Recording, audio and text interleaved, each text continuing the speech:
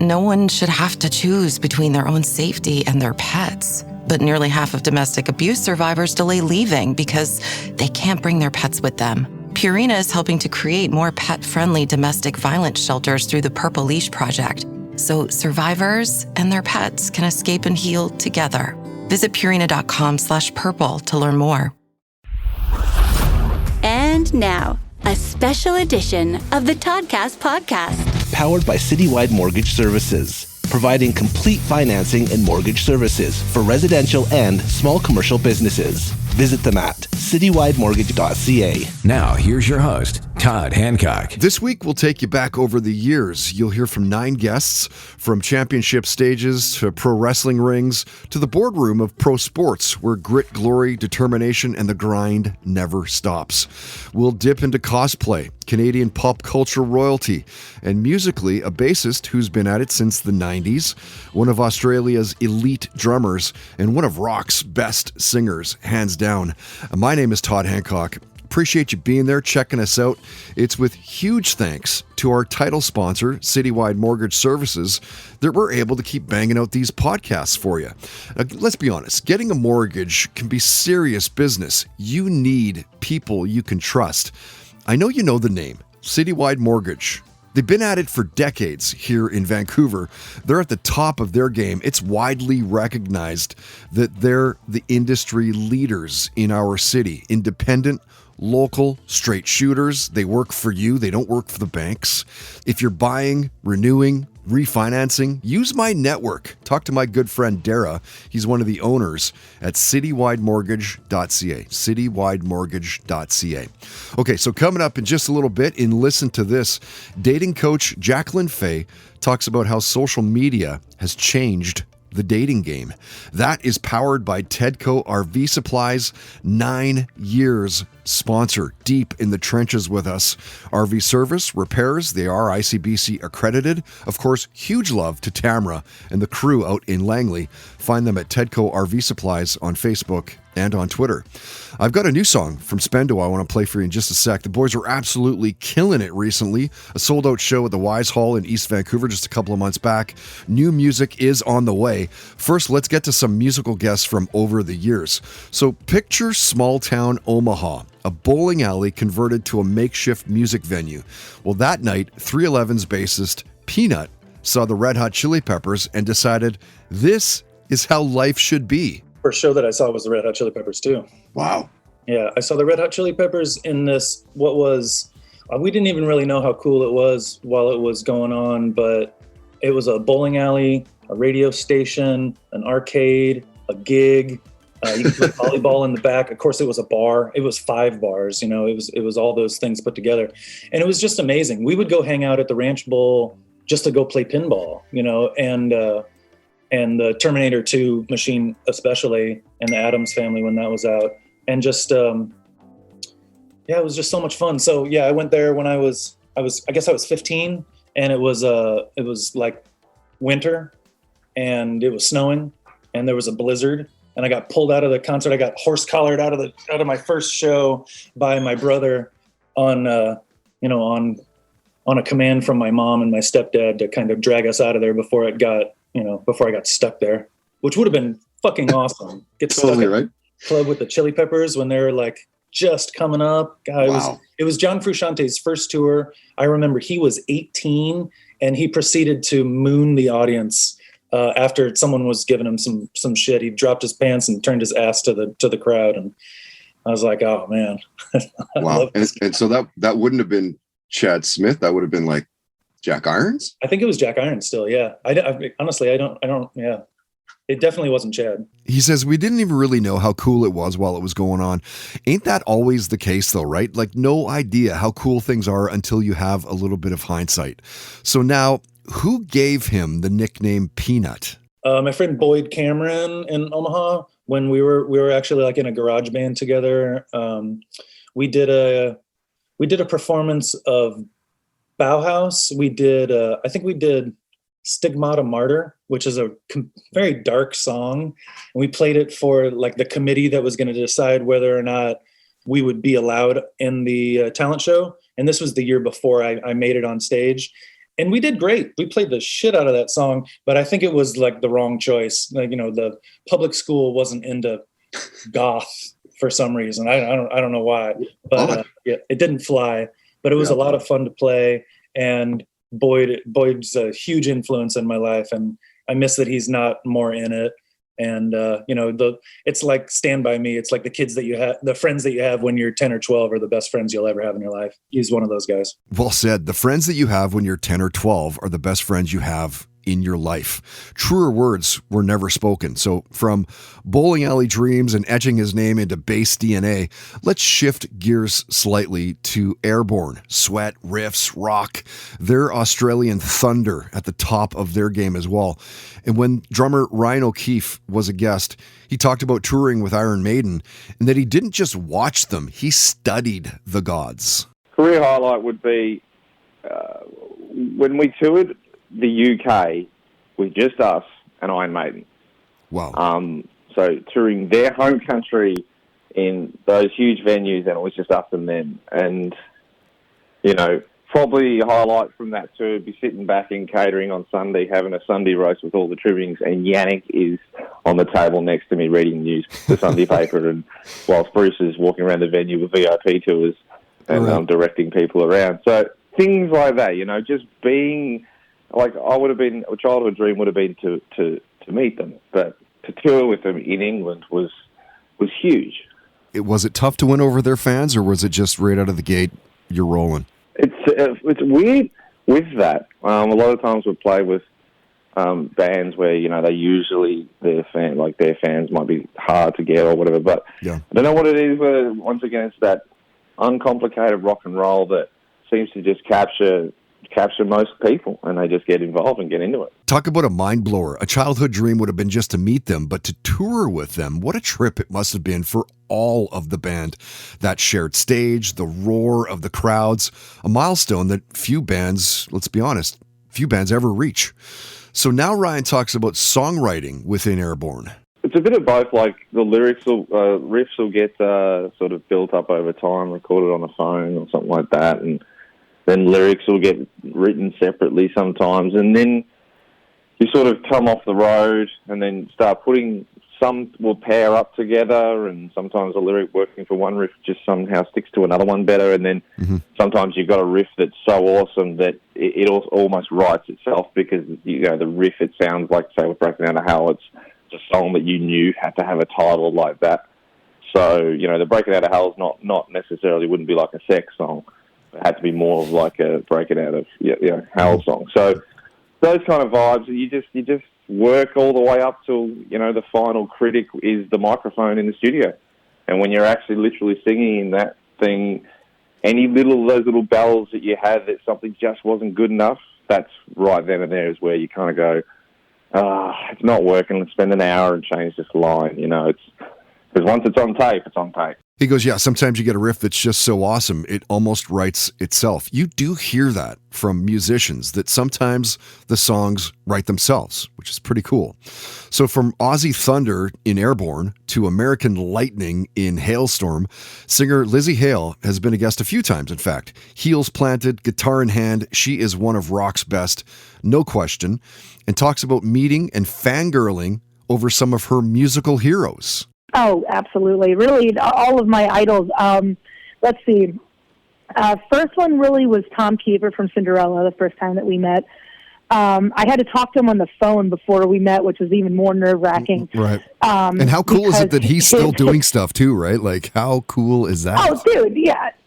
He's still bringing the house down. His voice sounds great. He's awesome. But, yeah, the first time we ever talked, I didn't know he knew who I was, and we were planning on playing a fair gig together, like down the road, and so I was kind of like nervous about that, but I'm like, we have months to go. And apparently his guitar player and my guitar player were in cahoots, because they had met a guitar player at Guitar Center, and then he ends up giving Tom Kiefer my number. And so we're in Alaska, of all places, playing a show. And my guitar player comes up. He's like, Tom Kiefer's going to call you in 5 minutes. So just in case you got to, okay, prepare yourself. I'm like, right. what? excuse me. So long story short, like now we're really good friends. I hang out with him and his wife and his kid and all that stuff. We all live in Nashville. But man, stepping on stage with that guy, he's the only one that can out-stare me in a staring contest on stage. It was just incredible because, like, you're just like, okay, this is the guy that, like, this is the reason I sing the way I do. This is the reason I play guitar now, you know? This is crazy. So between Tom and then when I met Joan Jett, I was a little at a loss for words. I had a face palm moment because I'm like, all right, I'm just going to, like, I'm cool, right? I can hang out. So I'm hanging out.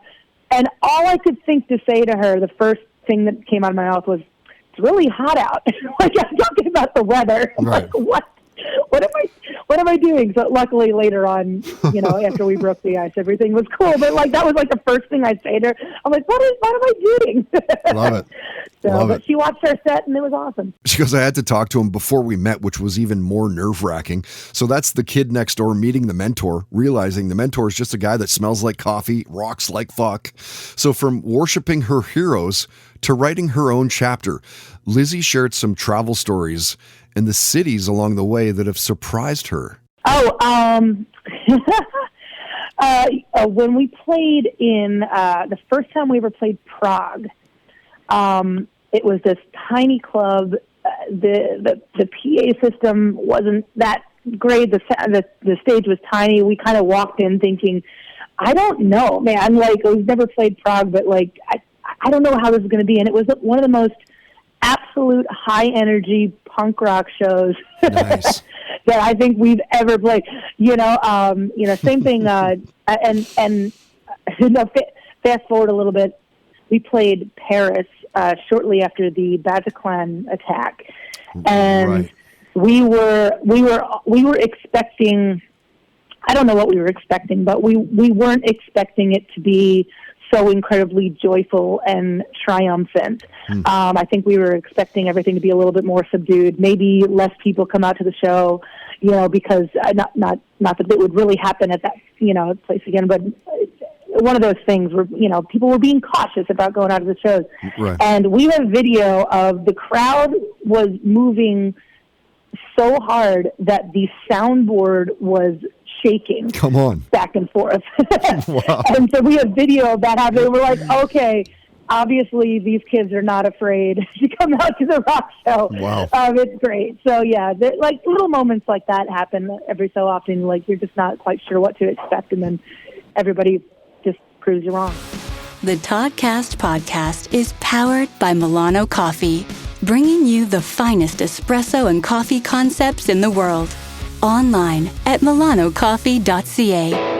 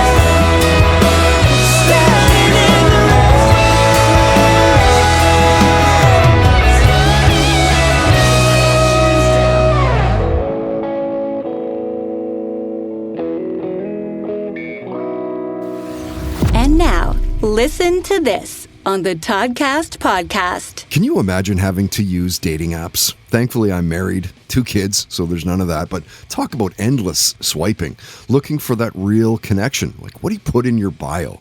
Matching with someone, overthinking the messages, then getting ghosted, only to have to do it again.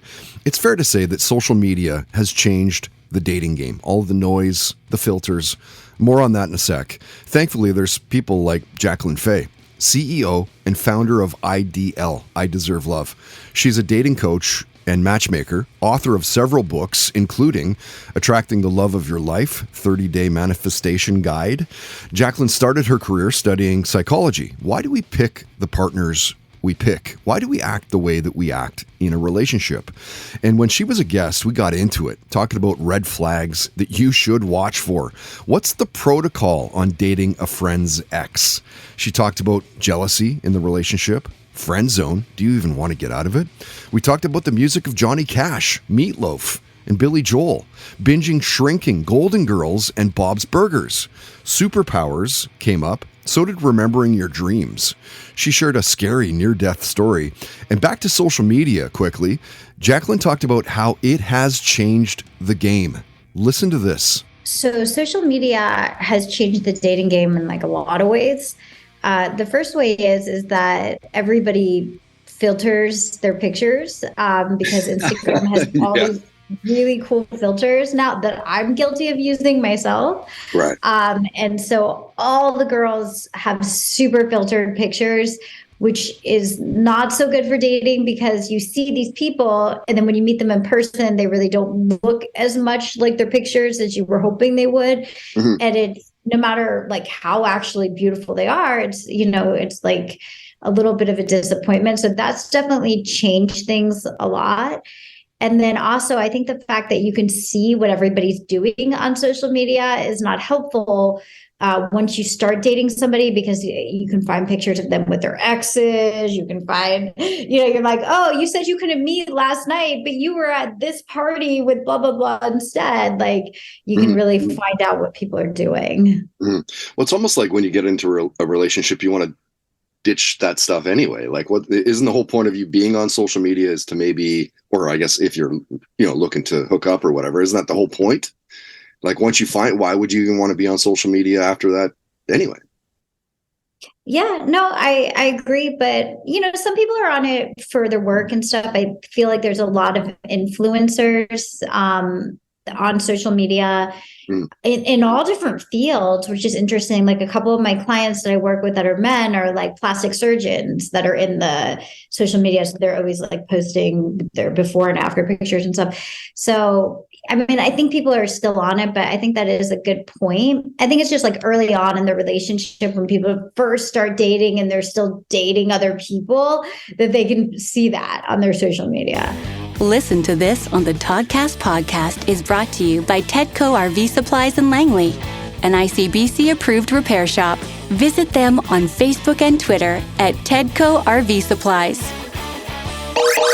And now, highlighting our next Blue Light Sessions, powered in part by Canadian Club Whiskey. Meet your new cold one. We serve Canadian Club and Ginger ready-to-drink cocktails at all of our live shows. Visit CanadianClub.com today.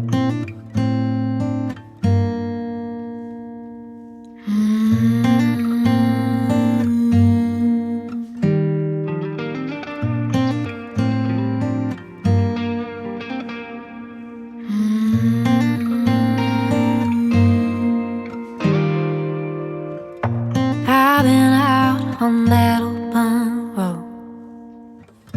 Been a while, can't wait to go home. Ask myself somewhere along the way.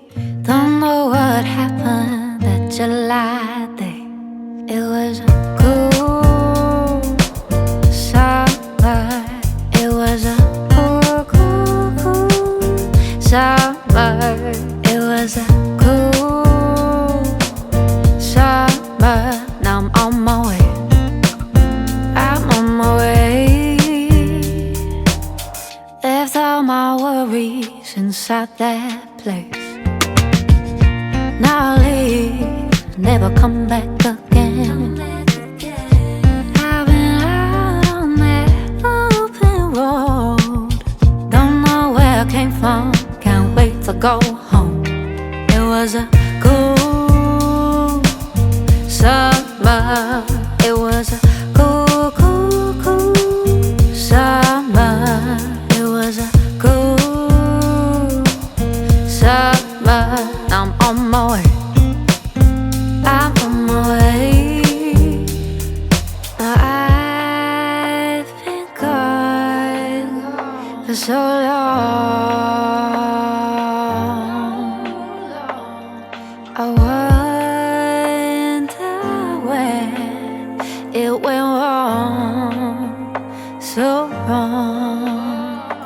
I went away from every problem I've ever faced.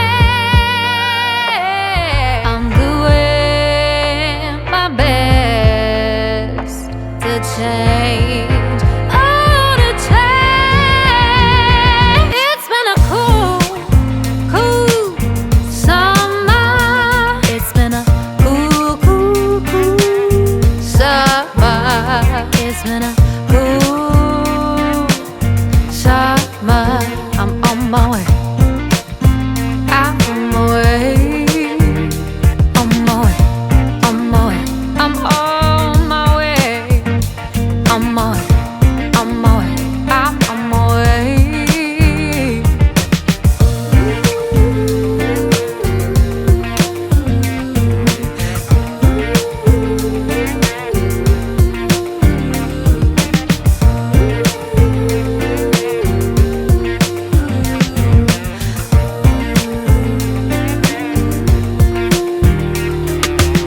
Cannot wait for this Friday. Jade Monet and a great song for her called Open Road. So Jade is headlining our next live show this Friday, October 31st, Halloween, at the Blue Light Studio in beautiful East Vancouver. The Toddcast Podcast, Blue Light Sessions, Volume 43, Jade Monet, Elizabeth Irving. It is a costume party, by the way, so if you're coming, please dress up. We do have prizes for the best costumes. They're 45-minute sets with the interview during the performance as well. If you want to ask the band's questions, you can, alongside of myself. Intimate, interactive, buy tickets early and save money. I don't think there's many left, to be honest. I think they're under 10 or 12 left. Buy tickets right now through Eventbrite, B-R-I-T-E, eventbrite.ca. Just $20, 25 bones at the door. The doors are at 7 o'clock. The show starts at 8-ish. Again, this Friday. Hope to see you at the Blue Light Studio in East Vancouver. I played you a new song for Spendo. That's called Standing in the Rain, and we have them locked in to play another podcast show with us in January. They're going to do 2 sets. One's going to be acoustic with the interview. The other will be fully plugged in, something you'd see at a, quote, normal concert, right? So the last time that they played a show with us, like not even kidding, two and a half years ago, something like that, their drummer went into anaphylactic shock right before the show. It was mental. I thought they were pulling my leg, but so hopefully nothing crazy like that happens this time around, knock wood, you know? Okay, so coming up later on in the podcast in Stop Me If You've Heard This Before, Canadian radio legend Stu Jeffries talks about the power of radio in the golden age. We're talking like the 60s, the 70s. That is powered by the Home Dwell Group. I've known one of the partners since literally grade 6. If you're buying a house, you're selling your home maybe, hit up Kyle at homedwell.ca. He's been in that industry for decades, developing homes and buildings that you would know here in Vancouver. He'll keep it simple for you, okay? Again, through homedwell.ca, talk to my buddy Kyle. First, let's get you back to more guest highlights in this Over the Years podcast and some sporting guest visits. WBFF World Bikini Champion Heidi Cannon has carved her world with discipline, structure, determination. And she'll tell you, the hardest battle is getting started. So listen to how she guides someone who's stuck in neutral. To be honest with you, like the biggest thing I always say to people is even if it's a shitty workout or like going for a walk or something, like your natural endorphins, you just feel so much better after. Like you're just like something's better than nothing. For sure. I think people get this misconception that they need to, put in like 2 hours at the gym solid. It's like my cousin and I have our own online program, like our fitness program, and our workouts are 20 minutes. That's it. Like they're max 20 minutes because a lot of people don't have time. They're like, oh, but you can get a crazy sweat on in 20 minutes. Let me tell you. So where do people find that? It's called Fit in 6. So fit and then IN and then number 6.ca. So we have everything online, our Instagram, all that stuff. But yeah, and tons of programs. We have new programs every month that come out. She goes, I think people get that misconception that they need to put in 2 solid hours at the gym. And of course, that's not the case. So let's get deeper into Heidi's life. Here she talks about the music that she grew up around and the death of Coolio. You're going to laugh at this. It's like Ace of Base. Like, that was my parents' Ace of Base, Fleetwood Mac. It would be all like my parents were like old disco bunnies, and you know, like they met at a disco. Like that's cool. Was, you know, ABBA and like Dancing Queen, and yeah, that was. I had a lot of ABBA as a kid. Like I could probably sing. I hate to admit it, probably half their songs. No, or if not more. It's a bit much, but they still like. It's funny because my dad was very young, so I think he just kept up with what was going on in the 90s and stuff like that. So yeah, like the new stuff. He even got into Tupac at some point. Really? Yeah. And didn't Coolio just pass away a couple days back? I think Coolio just. He did yesterday. Died. Yeah. No, Gangster's Paradise, man, all the way. It just, I guess that's what happens when you get older is the people that are older than you die. But like, it seems to be happening more and more. Like, what the hell is going on? We're getting old, Todd. Come on. I know, right? I know. Love that. My parents were like old disco buddies. So we'll go from a world bikini champ to a giant from Mudlick, Kentucky, a WWE ring persona larger than life. Let's hear how Hillbilly Jim found out he was going to be inducted into the Hall of Fame. It's probably a different story than anybody else has. They always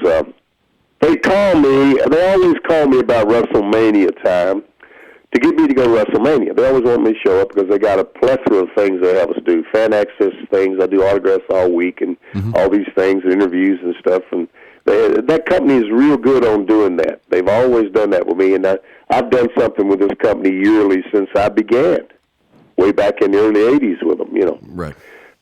In some capacity, and so they start calling, and I wasn't really going to go to WrestleMania this year because I had such an awful time last year. And I said to myself, if I get home, I'm not going to go to this again this year. I'm going to stay off a year because it was in Orlando, Florida last year, and I had the worst time getting there and getting back from it. I was 3 hours delayed out of the airport getting into Orlando. Then the whole weekend down there, I was just out of sorts. Whatever I did, it seemed like I couldn't get caught up. It seemed like it was stressful and I didn't enjoy it. And then lo and behold, when I came back, tried to get back home, I was 4 hours delayed. Oh, no. So I said, if I get home, I'm not going next year. So I really wasn't going this year. So I was trying to avoid talking to him about it as long as I could. Right. Finally, it got to be the Sunday morning, which was the last Sunday of the NFL playoffs. And I do my routine. I was going to get up, eat my breakfast, have me some coffee, relax, wait till the football comes on, watch a little bit of that, then go to the gym like I always do. That's what I do. That's my thing. Mm-hmm. And do you know, 8:30 that morning they started calling me, and I was furious. I said, why the hell did they call me at 8:30 in the morning? What's going on? I said, they do, because I know that company, when they want something, man, they're like the government. They're on you. They stormtroop in. They have helicopters. It's like, what? Yeah. And I said, why are they doing this to me? So finally, they started calling again, and I said, I've got to make a decision. I picked up the phone, and I called one of these numbers back for this guy named Mark Carano. He was the one calling me, and he had Howard Finkel try to call me and everybody. I said, I might as well handle this now. So here's what I did on that Sunday morning. I got his machine. I said, Mark, it's here, Billy, blah, blah, blah. Hope you had a good Christmas and a good New Year's. I haven't talked to you in a while, but look, I know you're trying to get me for WrestleMania in New Orleans. I said, but look here, brother, I think I'm going to pass this year, and here's why. I told him all those things I just told you about why I didn't want to come. Mm-hmm. And I said, so tell everybody to have a great WrestleMania, and thank you for remembering me as always. but I'll see you when I see you, and we'll talk when we can. Well, I hung up the phone, and I was so happy because I said, I got this off my chest. Let me drink some coffee and relax. About that time, the phone rings again. It's him. So I pick up the phone. I said, Mark, I just left you a message.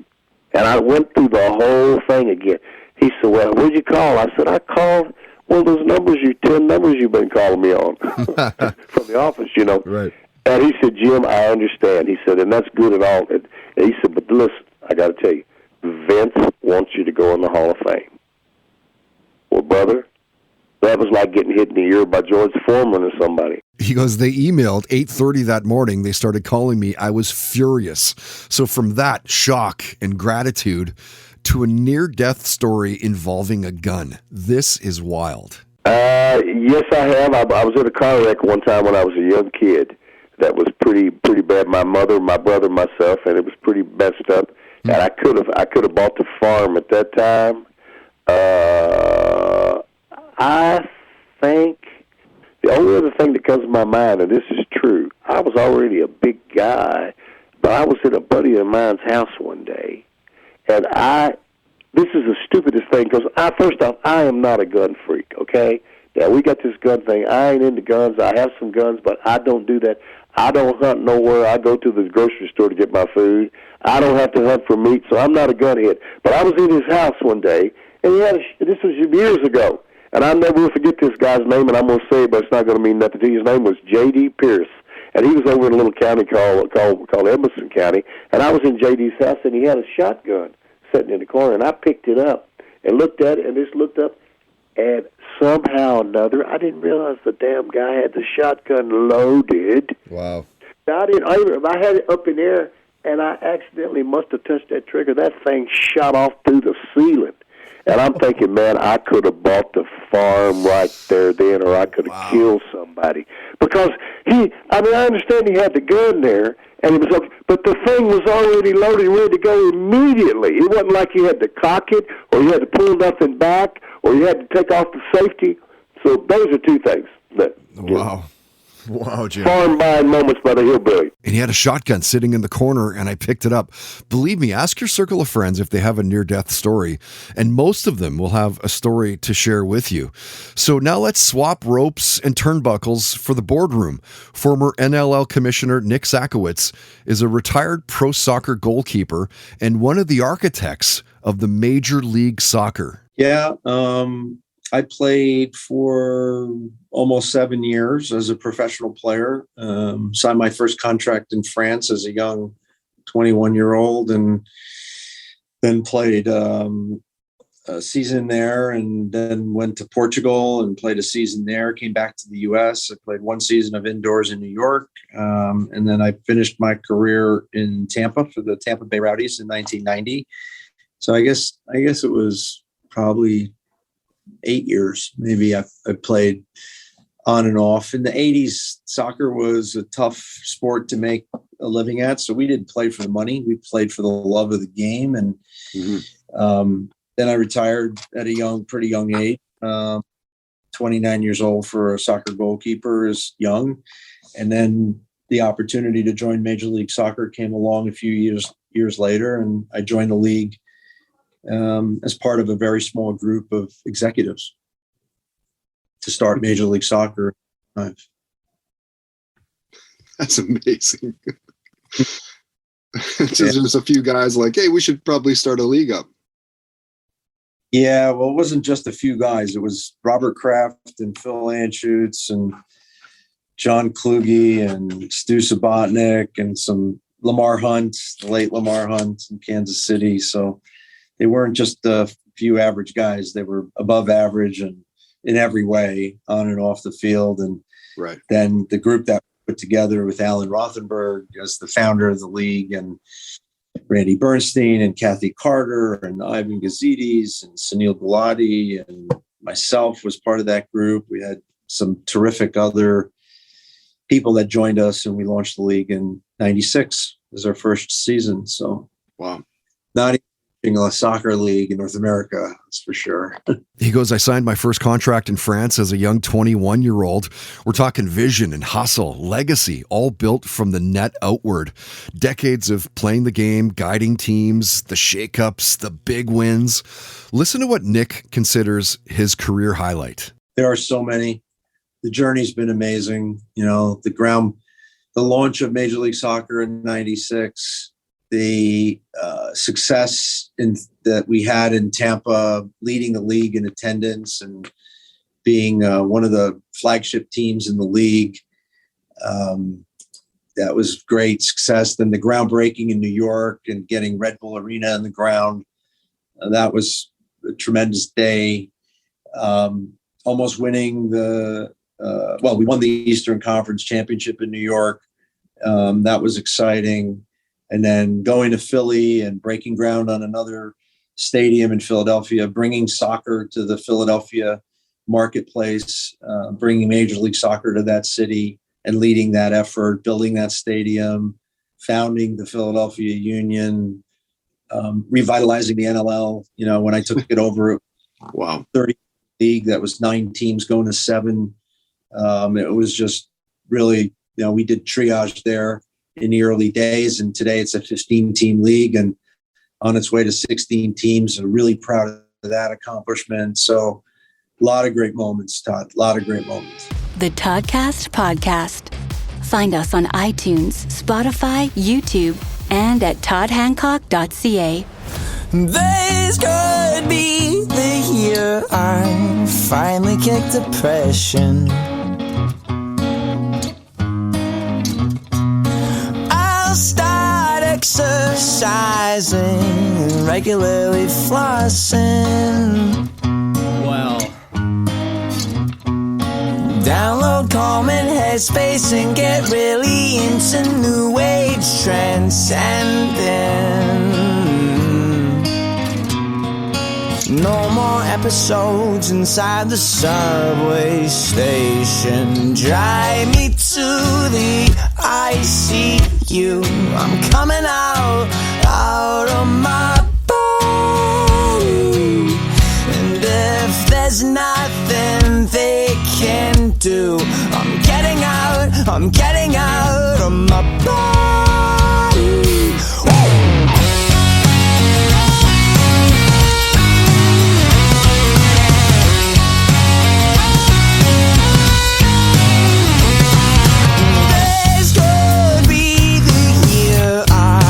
Finally keep a girlfriend. Say goodbye to Bumble, meet your future ex-husband. Get some sugar, babe. Gonna buy a membership at Planet Fitness and get shredded like a real man. But first, drive me to ICU. I'm coming out of my body. And if there's nothing they can do, I'm getting out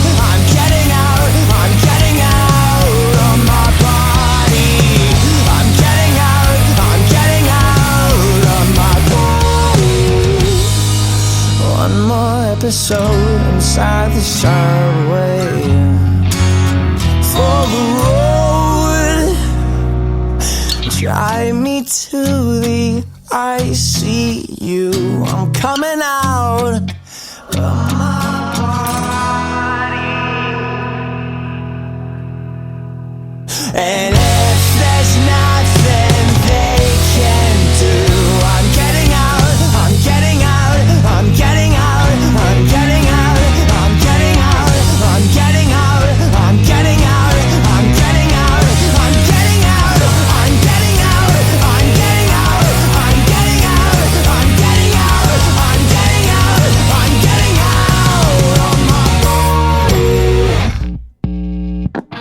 And now, stop me if you've heard this before. on the Toddcast podcast. As you get older, don't you love thinking back to when you were a kid?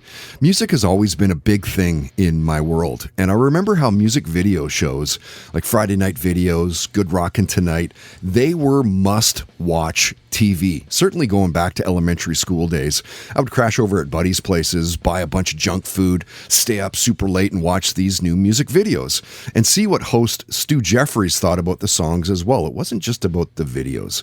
Good Rockin' Tonight was a staple of my weekly viewing. He's without question one of the main reasons I got into radio.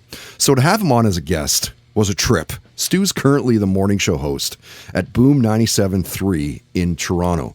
He's been in the industry since the 80s, crushing along the way, might I add.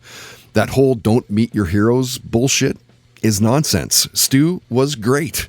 We talked about all sorts of things, like growing up to Clapton, Jim Morrison, hosting TV shows, seeing BTO and Bob Seger in concert. He's interviewed Paul McCartney. How could you not talk about that? Avengers Endgame came up. He shared a couple near-death stories. We talked about family, COVID, and how it affected his job. And stop me if you've heard this before, Stu talked about growing up to 60s and 70s radio and his approach to hosting a radio show. A lot of radio, a lot of AM radio, and a lot of late 60s, early 70s. And when the show, morning show was pitched to me at Boom, where I was just going to be the only guy there, I remember my first reaction was like, hey, well, now we're in a market with a whole bunch of multi-show or multi-person shows, and I'm going to be doing it by myself. And when I say by myself, I don't even have it's just me. So I'm doing the board, I'm doing everything. There's nobody else in that studio. Right. And I remember when I started doing that, thinking, and the initial pitch of the show was, we just want it to be maybe not a typical morning show, just something a little high energy, maybe lots of requests or something. I remember thinking, oh God, that sounds gruesome. But it was the 70s radio I listened to as a kid that I was able to sort of channel, because that was when the Drake format came out, where it was like you took care of your business over the intros of songs. And it wasn't just, if you have 14 seconds and you're doing weather, you failed. I need information over that 14 seconds. Anything you can give me, but you got 14 and you better be tight. And then if I stop down for a commercial break, I'm giving you a minute and a half. In that minute and a half, you better have some quality shit, because I'm not listening anymore. And it was move forward with that energy. And so I was raised on that. And so I was able to sort of bring that to that sort of 70s, way of thinking into the 2000s, into the, whatever. And it's been successful, and there's nobody happier than me. Yeah. I have the support of some great people, and really I do. I have support of great people and let me be me. But that has served me well. So in my house, when I was a kid, I've just basically taken that to the grown-up me now, and it works fine. Interesting. Tight is right. That's what it's about. Oh, tight is right. Tight radio and is let me right. tell you, that's right. And you know what? Radio people know what tight is. And I know that listeners don't really know what tight is, but tight is also give me something, right? Like keep me around. Keep me around. And you're not going to keep me around by telling me it's 14 degrees and getting up to 25. That means nothing to me. Like, give me some shit. Give me something, some substance. Give me some, there's a reason to listen to the radio, and it's for guys like you. Yes. You know what I mean? Yeah. And you fail if you don't do that. Like, it's a disservice. And you can hear people mailing it in a mile away. It's like, no, man, put the work in. Totally. And also, you know what? 70s, 80s, 90s is our format. I was raised on that. So there isn't a song I don't know. So yeah, and it's so intimately. It's the pop culture that and it's like, you're talking to like your buddy and your wife, and right? Exactly. And when that song, when the vocal kicks in, and when it's over, and all of that stuff, to the point where you hit it and you just feel what's coming. Right. And boy, I tell you, that is such a wonderful place to be. And I don't know, it feels like home. It's so good. Stop Me If You've Heard This Before on the Toddcast podcast is powered by the HomeDwell Group. Buying a house? Selling your home? Contact Kyle at homedwell.ca today.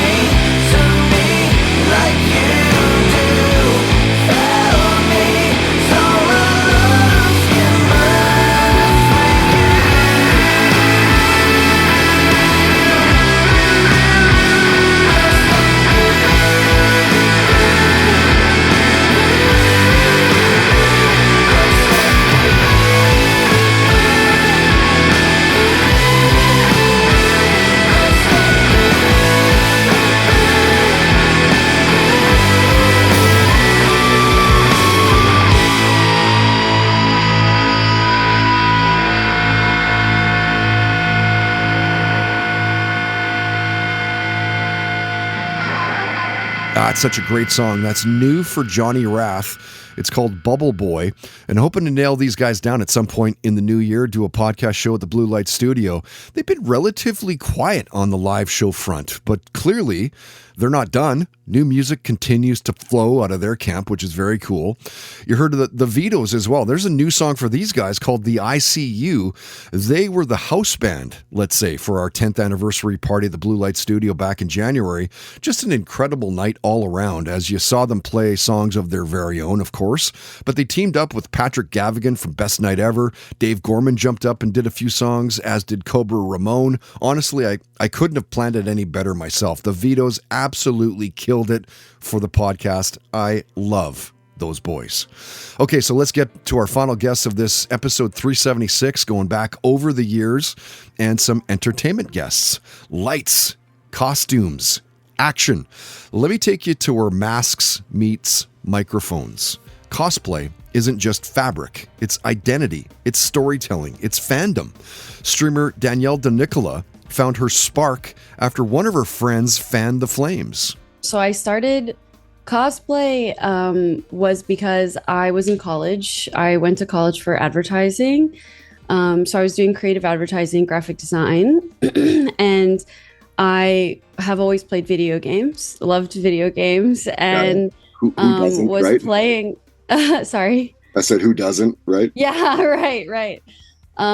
Grew up playing games, was playing games in college, a lot of World of Warcraft. And then when League of Legends came out, we all swapped over to League of Legends and played that all the time. And I ended up on a team with a bunch of girls. We would stream on Twitch, but my lane partner in League of Legends and I got very, very close pretty fast. We ended up living together later on, but that's cool. We would go to conventions together. I wouldn't dress up though, and she would. She loves cosplay. I was just like too nervous, too shy, and she essentially one day asked me if I would wear a costume if she made me a costume. Okay. And she would do it with me, kind of as a pair to dissipate some of the nerves. And I told her that I would, mostly because it was Dragon Ball Z and she knew that I love Dragon Ball Z. So she really hit me in the soft spot. Sure. Yeah. But we went to a con and we're in cosplay. And I had always wanted to. I was just too shy. But that's why I started cosplaying. We did the one con and it was such a blast being in the costume and interacting with everybody else doing Dragon Ball Z. We were making immediate friends constantly throughout the day and seeing people and being like, oh, we saw you earlier. Like, that's the Goku. And it was just cool. Really fun. And then I wanted to do Android 18 and then I wanted to do all these other things. And then it literally spiraled. It has never stopped since because I've just wanted to do more and more characters. She says, I was just too nervous, too shy, which is crazy when you think about what she's doing online. Here, Danielle talks about how Resident Evil is the most supportive cosplay community. The most supportive community by far is Resident Evil. Okay. It's incredible, actually. I, for a long time, the grind of social media was doing the cosplays, posting them everywhere, but then trying to promote yourself on sites like Reddit, where you would get new fans instead of posting to your social media pages with your followers and hoping that a new person might see.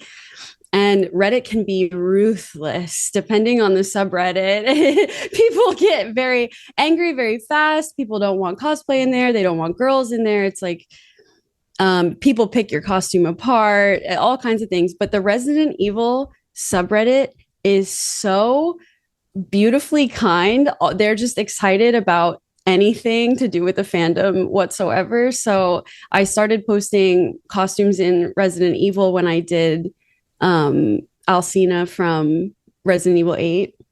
Okay. The mom. And it spiraled from there, and I've done a bunch now. I've done almost every character now because it's just so much fun. Reddit can be ruthless depending on the subreddit. True enough, right? It's the people who make or break you, especially on Reddit.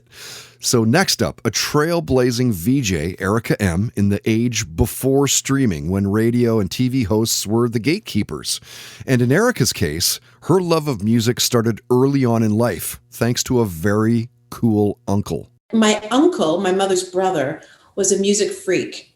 So driving up to camp was one thing, but while we were at camp where my uncle kind of lived, he always had sort of a bevy of teenagers with him. And so there was always music of the time. So I was into like the Stones and the Beatles and even Elvis Presley. They used to play that a lot at camp, and the Who and Led Zeppelin. And, so I was hanging out with kids that were older than me, and my uncle was obsessed with music. So I remember when I was 5, I was listening to the Monkees with him, like Stepping Stone and stuff. Like I've always been around it. Yeah, same. So music has always been a big part of my life, and I'm not musically inclined. So all I wanted to do was be around the people who can make the music. She goes, my uncle, my mother's brother, was a music freak, and thankfully there are people in your life who show you the way, right? And what a time for Erica to be a broadcaster, working with a media visionary, a risk taker in Moses Zeimer. Yeah, well, you see, Moses was and is brilliant because he looks at broadcasting very differently, I think. And and I'm speaking for him, and I don't know if this is absolutely true, but my interpretation is that he thinks of the audience, first of all, with respect, and he wants his shows are of the people. They're not at the people. It's of the people. So he wants his hosts to look like regular people and to act like regular people, not like stars, but like awesome regular people, people who become role models or thought leaders, but they are real. You can relate to them. You can believe them. You can trust them. And the stories often include people on the street because, we're more interesting than anything fabricated, right? Mm-hmm. Fact is always more interesting than fiction. Truth is always crazier. So he has always sort of gone to the street to get inspiration for his shows. And in doing so, built such strong community, which I think is lacking in most broadcasters. There's still, those big monoliths are still pushing content at us. And we all go like, fuck off. Stop telling me what to do. And that's why we keep on gravitating to social media where we have a voice. And right. At City TV, we had a voice, which is why we loved it. No kidding, right? Think back to those times. He looks at broadcasting very differently, I think. So from one Canadian TV icon to another, actor Jonathan Torrens, who you'll know as J-Rock from the Trailer Park Boys, one of his best roles, I think. He's walked between comedy, cult shows, parody journalism. You'll love what he says about staying grounded. My feeling has always been as an actor and, sketch performer, the characters that I play are based on real life experiences that I have. So that's why my life is very real where I live. I'm famous in my neighborhood as being the guy who doesn't know how to do anything for himself. And I think it's partly because if you start to buy into your own hype and assume the rules don't apply to you, that's how you can get into trouble. Not a surprise, really. The characters that I play are based on real-life experiences that I have. So if you didn't know, beyond acting, Jonathan also has a podcast with original Our Lady Peace drummer Jeremy Taggart. It's the Taggart and Torrens podcast. And when you sit across from someone, how do you get the best out of them? Jonathan's method is the blueprint. The craft of interviewing, because I'm naturally curious, or as we say in PEI, nosy, is something that genuinely interests me. And you're one of the good ones because you realize that as the old saying goes, the interviewer is the star of the show, but the interviewee has to be the star of the interview. And I think it's most compelling when the interviewer uses silence as a tool, because the laws of social grace that apply to a conversation don't apply to an interview. So if you don't jump in to fill the space and keep it going, that's probably when I'm going to keep talking and giving my best stuff. Subscribe on iTunes, YouTube, and Spotify at Toddcast Podcast.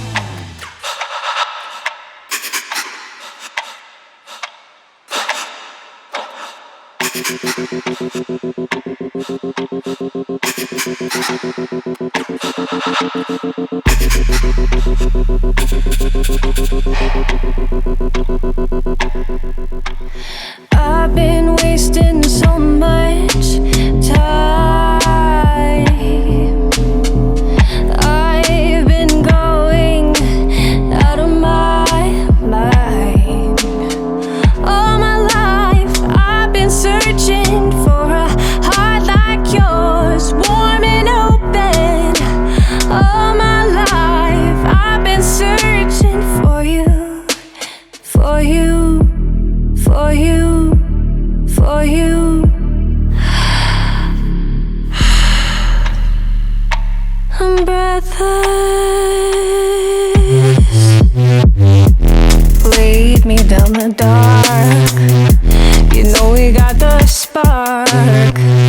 Temptation fills the air. I'll be your love affair. We could walk this back if you want to. Pretend we never met. Our kiss haunting you. Leaving is your biggest regret. Oh, oh, oh.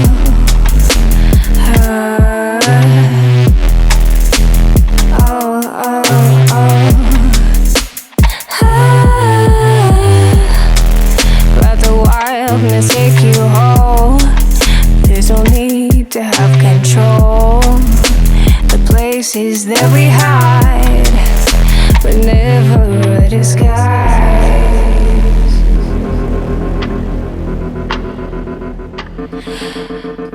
Breathe, breathe, breathe, breathe. Say it, I've been on your mind. Faded to feel your appetite. All your life you've been searching for a heart like mine, warm and open. All my life I've been searching for you, for you, for you, for you. I'm breathless.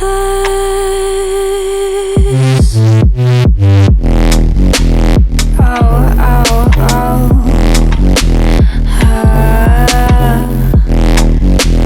Oh, oh, oh.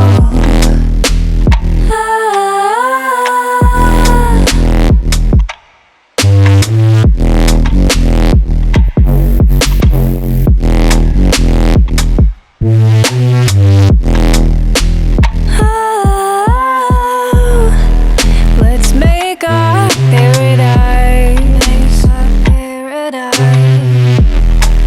no reason left to lie. I've waited all my life, for you to arrive.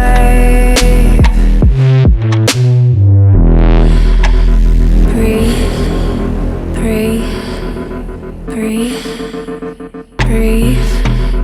breathe, breathe, breathe, breathe, breathe, breathe, breathe, breathe, breathe, breathe.